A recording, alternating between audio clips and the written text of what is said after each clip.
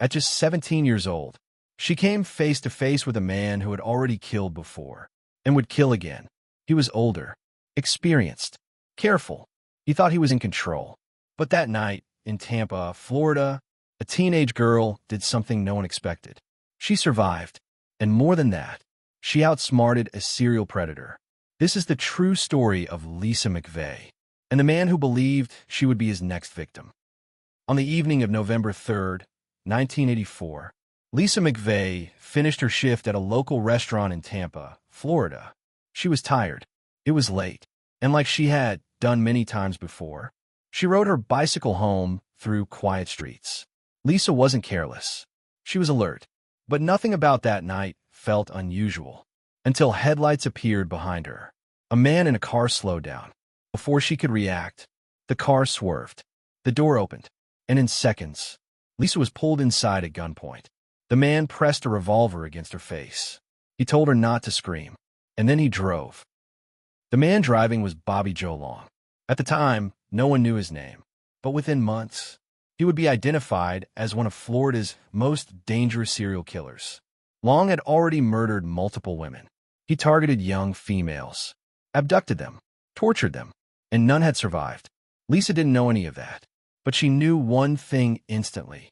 If she panicked, she would die.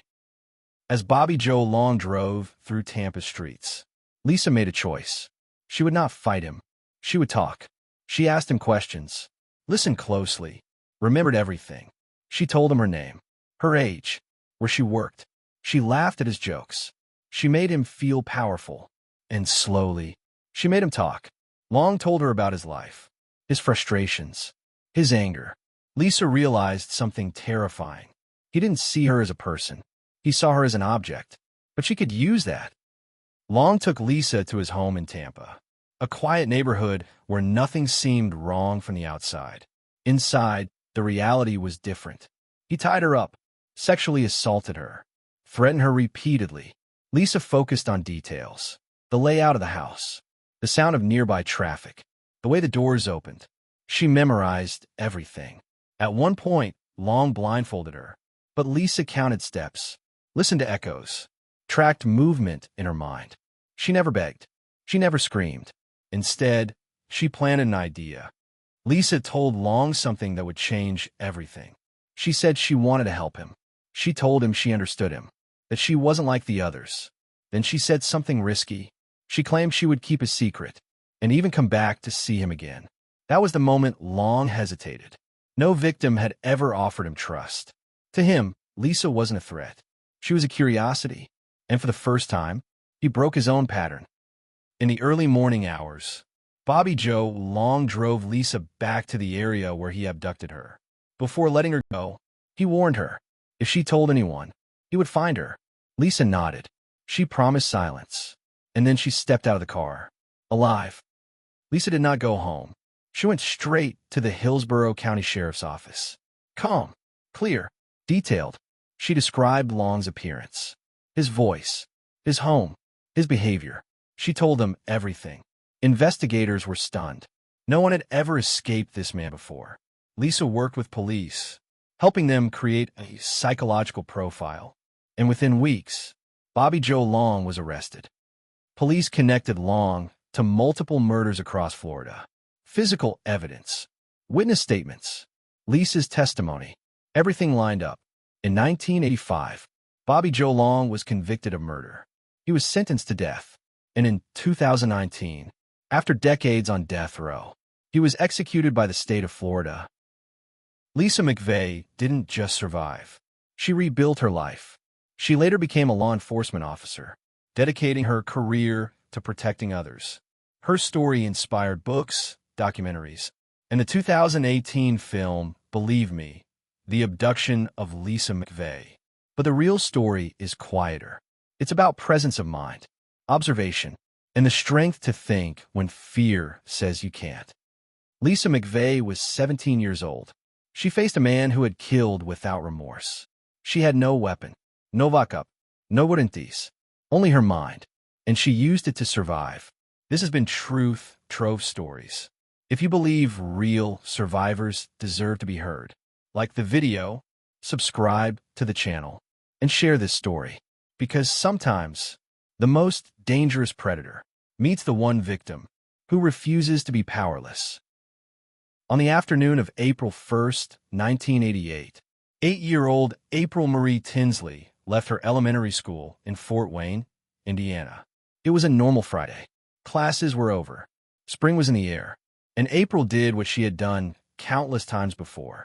She walked home, but April never made it. What followed would become one of the most disturbing child abduction cases in Indiana history, a case that stayed cold for 3 decades, while a killer lived freely among the people who feared him. This is the story of April Tinsley. April Tinsley was born on May 12, 1979. She lived with her parents, Steve and Janet Tinsley, in Fort Wayne. By all accounts, she was cheerful, curious, and trusting, the kind of child who believed the world was mostly good. On April 1st, 1988, April attended Hoagland Elementary School. When school let out, she started the short walk home. But somewhere along that route, someone was watching. A witness later reported seeing a man speaking with a young girl near a playground close to South Anthony Boulevard. Then silence. April didn't come home. As the minutes turned into hours, her parents knew something was wrong. They called the police. By nightfall, Fort Wayne was on edge. The Fort Wayne Police Department launched an immediate search. Officers canvassed neighborhoods. Helicopters swept overhead. Volunteers knocked on doors. But there was no sign of April. No witnesses. No clear suspect. No ransom call. Just a missing child. Then, 4 days later, on April 5th, 1988, a jogger made a horrifying discovery. April's body was found in a wooded area near the intersection of South Hoagland Road and Paulding Road, about 20 miles from where she disappeared. She had been sexually assaulted and murdered. The city was devastated, but the worst was yet to come. Shortly after April's murder, something deeply disturbing began happening. Handwritten notes started appearing. They were left in mailboxes, on doors, near schools. The messages were explicit, threatening, and signed by the killer himself. In one note, the writer claimed responsibility for April's murder and threatened to kill again. He described the crime in chilling detail, details only the killer would know. Parents panicked. Schools went into lockdown procedures long before that term was common. Children were no longer allowed to walk alone. Fort Wayne changed overnight. The killer wasn't hiding. He was taunting. Police worked the case relentlessly. Thousands of tips poured in. Hundreds of suspects were interviewed. Handwriting analysts studied the notes. But DNA technology in 1988 was limited. Investigators collected biological evidence from April's clothing, hoping one day science would catch up. Years passed, then decades. The killer aged. The notes stopped, but fear never fully left Fort Wayne. Parents who had grown up during the investigation now had children of their own, and they still remembered April's name. Her family never stopped waiting. By the early 2000s, DNA testing had advanced significantly. The Fort Wayne Police Department preserved the evidence. And in 2015, investigators took a critical step. They sent the DNA profile to a public genealogy database. This wasn't a direct match. Instead, it identified distant relatives of the killer. Detectives began building a family tree, slowly narrowing it down. After months of work, one name rose to the top. John D. Miller, a factory worker, a married man, a father, a man who had lived quietly in Fort Wayne, less than 3 miles from where April was abducted. In July 2018, police followed John D. Miller to a bar. They watched him drink from a glass. After he left, officers retrieved the glass. The DNA matched perfectly. On July 15, 2018, 30 years after April's murder, John D. Miller was arrested. He was 59 years old. When confronted, Miller confessed. He admitted to abducting April, to assaulting her, to killing her. He also admitted to writing the threatening notes that terrorized Fort Wayne for years. The monster had been hiding in plain sight. In 2019, John D. Miller pleaded guilty. He was sentenced to 80 years in prison. April's parents finally stood in a courtroom. not to ask where their daughter was, but to hear accountability spoken out loud. Janet Tinsley said the pain never goes away. But justice mattered, not just for April, but for every child who had lived in fear because of that man. April Tinsley's case became one of the most important examples of genetic genealogy solving cold cases. Her story helped change how law enforcement approaches unsolved crimes. Because of April, other victims got their names back. Other families got answers. Her life mattered, and her name will not be forgotten. April Tinsley was 8 years old. She should have grown up, gone to college, had a family. Instead, she became a symbol of loss, of patience, and of justice that refuses to die. This has been Truth Trove Stories. If you believe cold cases deserve answers, like the video, subscribe to the channel, and share April's story. Because time does not erase guilt, and some truths wait decades to be heard. In November of 1987, two young people set out on what should have been a short, ordinary trip. They never came home. For more than 3 decades, their murders remained unsolved, a haunting cold case that stretched across international borders, frustrated investigators, and left families waiting for answers. This is the story of Jay Cook and Tanya Van Queilenborg, a double murder that took 31 years to solve and was finally cracked by DNA technology in 2018. Jay Reed Cook, 20 years old, lived in Saanich, British Columbia, Canada. He was described as quiet, kind, and dependable. Jay worked at a metal fabrication shop and was saving money for the future.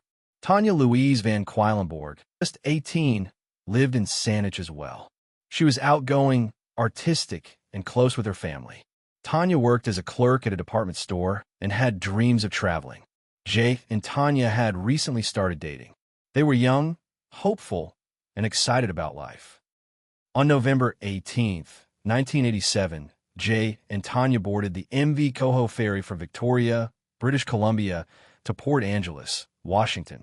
Their plan was simple: drive to Seattle, pick up a furnace for Jay's workplace, return to Canada the same day.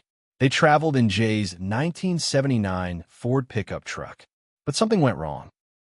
Jay and Tanya never returned home that night. Families assumed maybe plans changed or there were travel delays.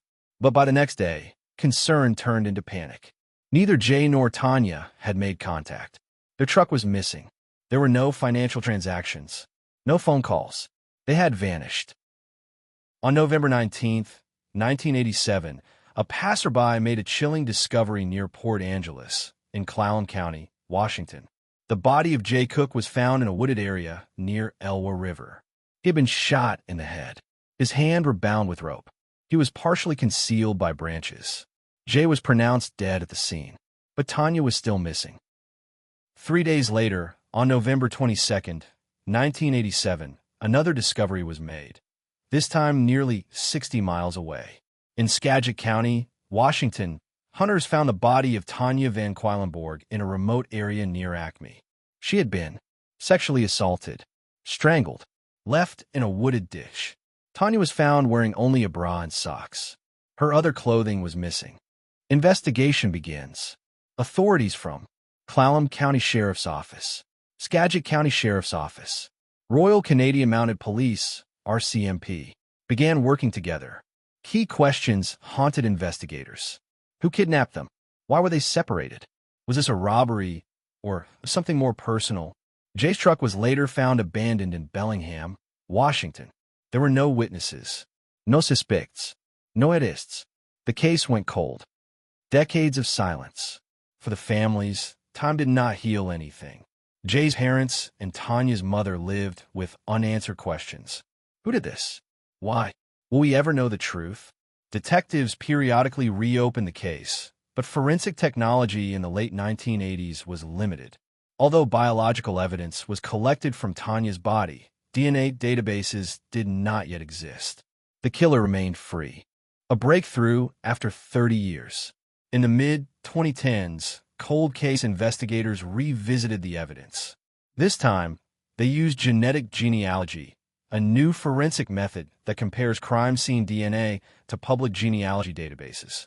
In 2018, investigators identified a family line connected to the DNA. The name that emerged shocked everyone. The suspect was William Earl Talbot II, a truck driver living in SeaTac, Washington. In 1987, Talbot was 24 years old, lived near where Tanya's body was found, had no prior criminal record for murder. Police secretly collected his DNA from a discarded cup. It was a match. On May 7, 2018, William Talbot was arrested.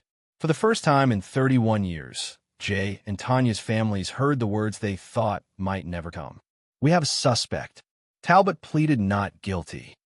The trial began in 2019 in Skagit County Superior Court. Prosecutors laid out the case. Talbot abducted Jay and Tanya. He restrained Jay and shot him. He sexually assaulted and murdered Tanya. He dumped their bodies in separate locations. DNA evidence placed Talbot with Tanya. Witnesses testified about rope, locations, and movements consistent with his truck routes. In June 2019, the jury delivered its decision. William Earl Talbot II was found guilty on 2 counts of first-degree murder, kidnapping, rape. He was sentenced to 2 consecutive life sentences without parole. For the families, justice came, but late. Jay Cook was 20. Tanya Goudenborg was 18. They never got the chance to live their lives. But their case became one of the most important examples of how DNA genealogy can solve even the coldest cases. For 31 years, a killer walked free. But time, science, and persistence finally caught up with him. Jay Cook and Tanya Van Queilenborg were not forgotten. And their story reminds us that even when justice is delayed, it can still arrive. This was Truth Trove Stories. Thank you for listening. In February 1996, a quiet apartment complex in Idaho Falls became the scene of one of the most brutal crimes in the city's history. An 18-year-old woman named Angie Dodge was found murdered in her own bedroom. The attack was violent, personal, and horrifying. For more than 20 years, the case haunted her family, shattered lives, and exposed deep failures in the justice system. An innocent man spent years in prison. A real killer walked free. And only science, decades later, finally told the truth. This is the story of Angie Dodge. Angie Dodge was born in 1977. She grew up in Idaho Falls, Idaho, a small, close-knit community where violent crime was rare. Angie was known as friendly, outspoken, and independent. She had just turned 18 and was beginning adult life. In early 1996, she was living alone in a modest apartment at 325 Elm Street, not far from downtown Idaho Falls. She worked locally, had friends nearby, and stayed in touch with her mother, Carol Dodge, regularly. No one imagined that her life would end there, alone in her bedroom. On February 13th, 1996, Carol Dodge went to Angie's apartment after failing to reach her by phone. When she entered, something felt wrong. The apartment was quiet, too quiet. In Angie's bedroom, Carol found her daughter lying on the bed. Angie had been brutally stabbed and sexually assaulted. The scene showed signs of a struggle. There was blood. The attack was savage. Police from the Idaho Falls Police Department arrived and quickly secured the scene. The city had rarely seen anything like it. From the beginning, detectives believed this was a personal attack, not random, and they were under enormous pressure to find the killer fast. Detectives collected physical evidence, including biological material that would later become crucial. But in 1996, DNA testing was limited and slow. Investigators began questioning Angie's friends, co-workers, and acquaintances. One name soon stood out: Chris Tapp. Chris was a young man who knew Angie casually. They were not close friends, but they had crossed paths socially. Police brought Chris in for questioning. What followed would change his life forever. Chris Tapp was interrogated for many hours over multiple days. There was no physical evidence tying him to the crime. No DNA, no fingerprints, no witnesses. But detectives believed he knew more than he was saying. During long interrogations, Chris was pressured repeatedly. He was told that if he just admitted being there, even if he didn't commit the murder, things would go easier for him. Eventually, exhausted and confused, Chris gave a false confession. He said he was present during the crime, but claimed another man committed the murder. That other man was never identified. No evidence supported Chris's story. Still, it was enough. In 1998, Chris Tapp was convicted of rape and murder. He was sentenced to life in prison plus 30 years. Angie Dodge's family believed justice had been served, but the truth was far from it. Over time, serious problems with the case became impossible to ignore. Chris Tapp's confession did not match the crime scene. He got key details wrong, details the real killer would have known. Most importantly, the DNA did not match Chris Tapp. Prosecutors argued that another unknown man must have committed the murder. But years passed. No second suspect was ever found. Chris Tapp maintained his innocence. And Angie's mother, Carol Dodge, began asking hard questions. What if the wrong man was in prison? Carol Dodge did something rare. Instead of focusing only on punishment, she focused on truth. She pushed for advanced DNA testing as technology improved. She worked with innocence advocates and investigators. Carol believed two things could be true at once: that her daughter deserved justice, and that an innocent man should not pay for the crime. Her persistence kept the case alive. In 2017, after new reviews and overwhelming doubt, Chris Tapp's conviction was vacated. He was released from prison after 20 years behind bars. Later, in 2019, Chris Tapp was officially exonerated. The state of Idaho acknowledged that he was wrongfully convicted. But one question remained.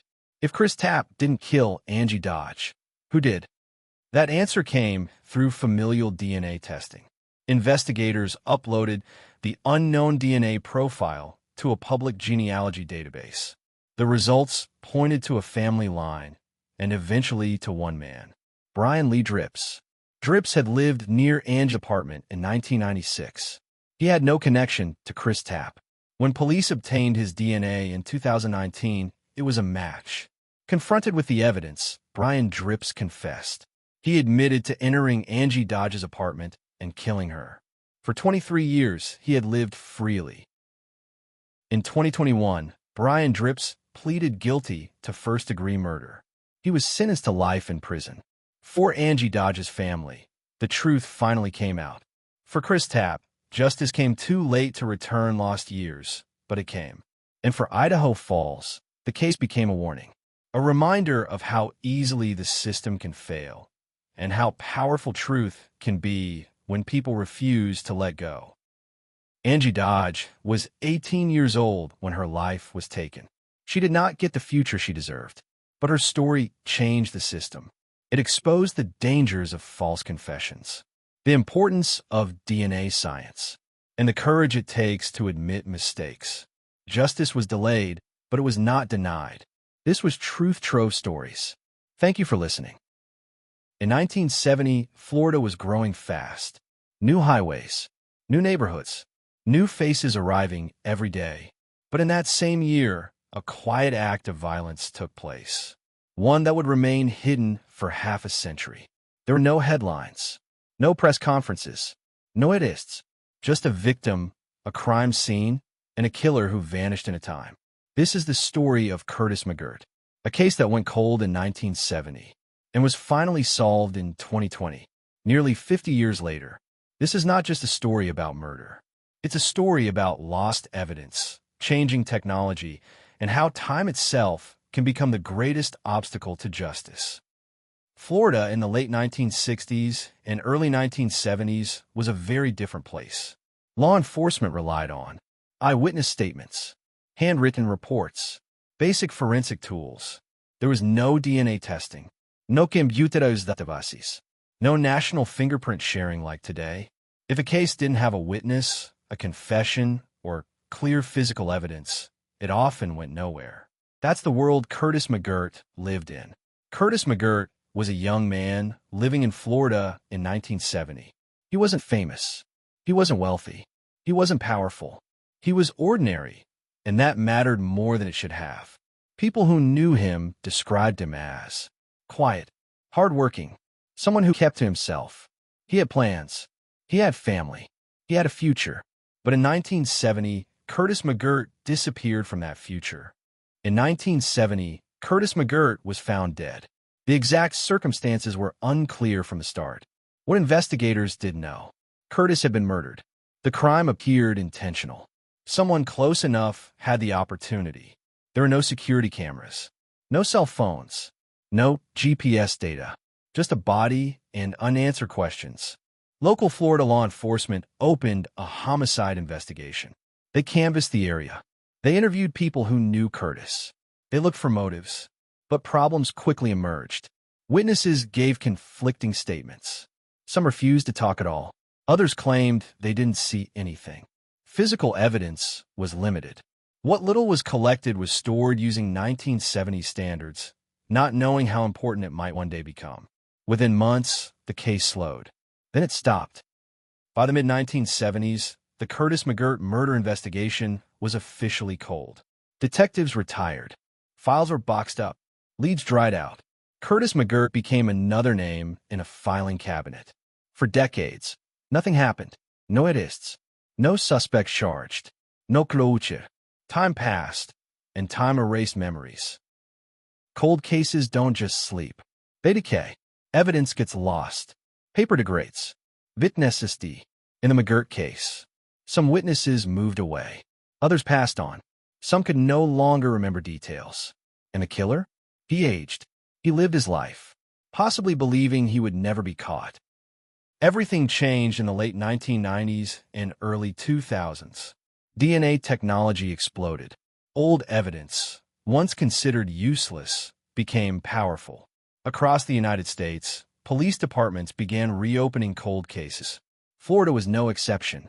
The Curtis McGirt file was still there, waiting. In the late 2010s, Florida investigators reviewed unsolved homicides. Curtis McGirt's case stood out. A clear homicide. Preserved physical evidence. No identified suspect. Detectives asked a simple question. What if the answer has been here all along? They sent preserved evidence for modern DNA testing. The results changed everything. DNA recovered from the crime scene was entered into modern databases. A match emerged. Not a name at first, but a genetic profile. Investigators used genetic genealogy, a technique that compares crime scene DNA to public ancestry databases. Slowly, a family tree formed, then a suspect. After nearly 50 years, detectives identified the man responsible for Curtis McGirt's murder. The suspect had lived freely for decades, avoided suspicion, never been charged. Investigators confirmed. The DNA matched. The timeline fit. The opportunity was there. In 2020, the case was officially solved. This case wasn't delayed because no one cared. It was delayed because the technology didn't exist. Evidence couldn't speak yet. Time was ahead of justice. Curtis McGirt didn't get justice in 1970, but he wasn't forgotten. For Curtis McGirt's family, the news was overwhelming. 50 years of questions. 50 years of silence. 50 years of waiting. Closure doesn't erase pain, but it answers the hardest question of all. Who did this? Cases like Curtis McGirt send a message. You can run. You can wait. You can hide. But time is no longer on your side. DNA doesn't forget. Files don't disappear forever.